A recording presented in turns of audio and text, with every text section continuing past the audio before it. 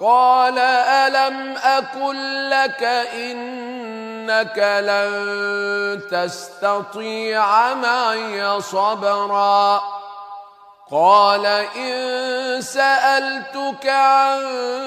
شيء بعدها فلا تصاحبني قد بلغت من لدني عذرا فانطلقا حتى إذا أتيا أهل قرية استطعما أهلها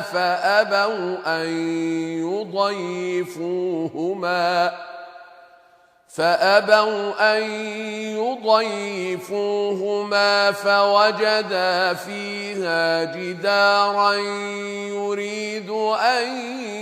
ينقض فأقامه قال لو شئت لاتخذت عليه أجرا قال هذا فراق بيني وبينك سأنبئك بتأويل ما لم تستطع عليه صبرا أما السفينة فكانت لمساكين يعملون في البحر فأردت أن أعيبها وكان وراءهم ملك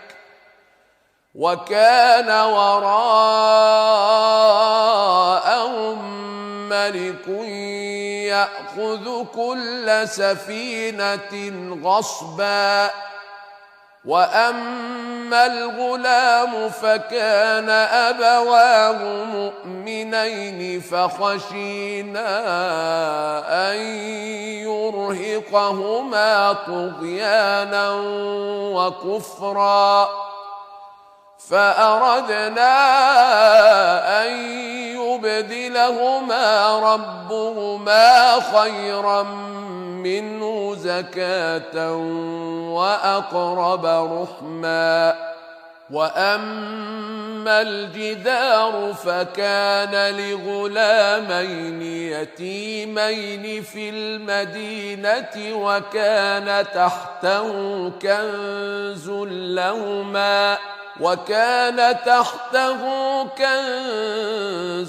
لهما وكان أبوهما صالحا فأراد ربك أن يبلغا أشدهما ويستخرجا كنزهما رحمة من ربك وما فعلته عن أمري ذلك تأويل ما لم تسطع عليه صبرا ويسألونك عن ذي القرنين قل سأتلو عليكم منه ذكرا إنا مكنا له في الأرض وآتيناه من كل شيء سببا فأتبع سببا حتى إذا بلغ مغرب الشمس وجدها تغرب في عين حمئة ووجد عندها قوما قلنا يا ذا القرنين إما أن تعذب وإما أن تتخذ فيهم حسنا قال أما من ظلم فسوف نعذبه ثم يرد إلى ربه فيعذبه عذابا نكرا وأما من آمن وعمل صالحا فله جزاء الحسنى وسنقول له من أمرنا يسرا ثم أتبع سببا حتى إذا بلغ مطلع الشمس وجدها تطلع على قوم لم نجعل لهم من دونها سترا كذلك وقد أحطنا بما لديه خبرا ثم أتبع سببا حتى إذا بلغ بين السدين وجد من دونهما قوما لا يكادون يفقهون قولا قالوا يا ذا القرنين إن يأجوج ومأجوج مفسدون في الأرض فهل نجعل لك خرجا على أن تجعل بيننا وبينهم سدا قال ما مكني فيه ربي خير فأعينوني بقوة أجعل بينكم وبينهم ردما آتوني زبر الحديد حتى إذا ساوى بين الصدفين قال انفخوا حتى إذا جعله نارا قال آتوني أفرغ عليه قطرا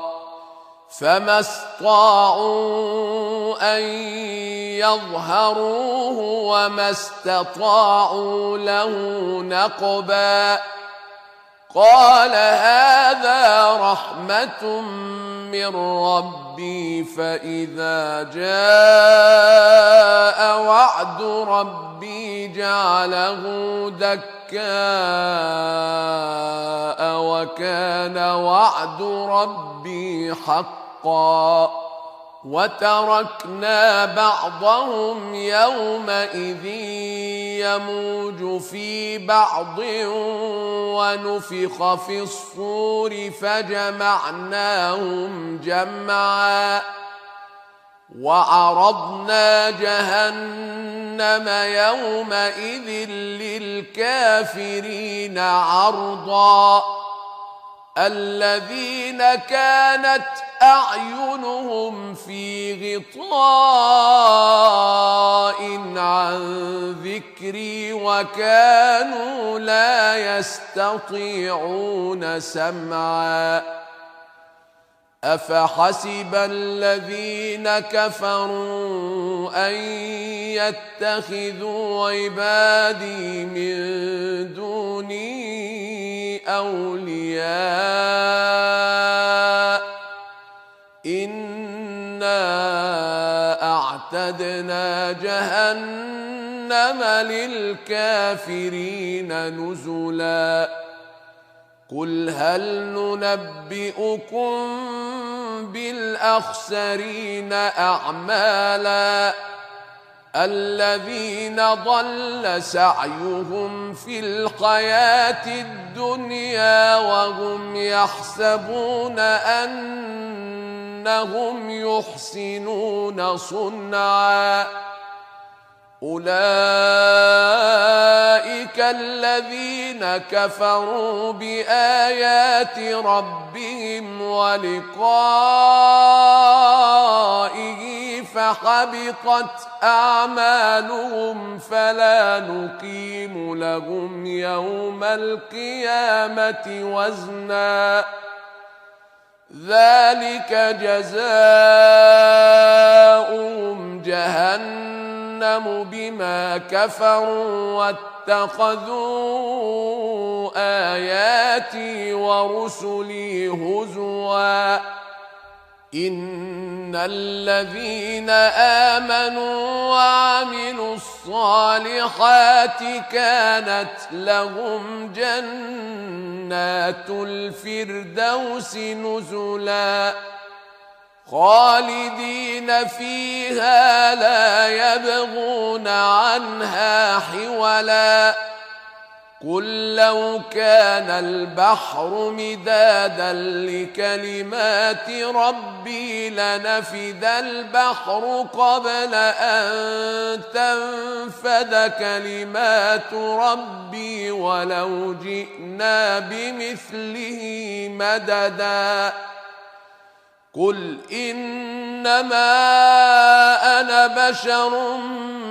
مثلكم يوحى إلي أنما إلهكم إله واحد فمن كان يرجو لقاء ربه فليعمل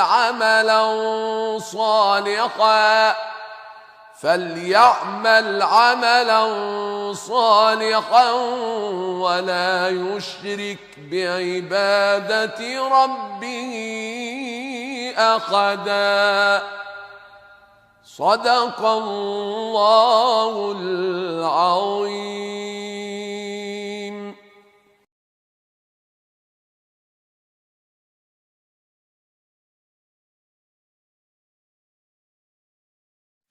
بسم الله الرحمن الرحيم. كافها يا عين صاد ذكر رحمة ربك عبده زكريا إذ نادى ربه نداء خفيا قال رب إني وهن العظم مني واشتعل الرأس شيبا ولم أكن بدعائك رب شقيا وإني خفت الموالي من ورائي وكانت امرأتي عاقرا فهب لي من لدنك وليا يرثني ويرث من آل يعقوب واجعله رب رضيا يا زكريا إنا نبشرك بغلام اسمه يحيى لم نجعل له من قبل سميا قال رب أنى يكون لي غلام وكانت امرأتي عاقرا وقد بلغت من الكبر عتيا قال كذلك قال ربك هو علي هين وقد خلقتك من قبل ولم تك شيئا قال رب اجعل لي آية قال آيتك ألا تكلم الناس 3 ليال سويا فخرج على قومه من المحراب فأوحى إليهم أن سبحوا بكرة وعشيا يا يحيى خذ الكتاب بقوة وآتيناه الحكم صبيا وحنانا من لدنا وزكاة وكان تقيا وبرا بوالديه ولم يكن جبارا عصيا وسلام عليه يوم ولد ويوم يموت ويوم يبعث حيا واذكر في الكتاب مريم إذ انتبذت من أهلها مكانا شرقيا فاتخذت من دونهم حجابا فأرسلنا إليها روحنا فتمثل لها بشرا سويا قالت إني أعوذ بالرحمن منك إن كنت تقيا قال إنما أنا رسول ربك لأهب لك غلاما زكيا قالت أنى يكون لي غلام ولم يمسسني بشر ولم أك بغيا قال كذلك قال ربك هو علي هين ولنجعله آية للناس ورحمة منا وكان أمرا مقضيا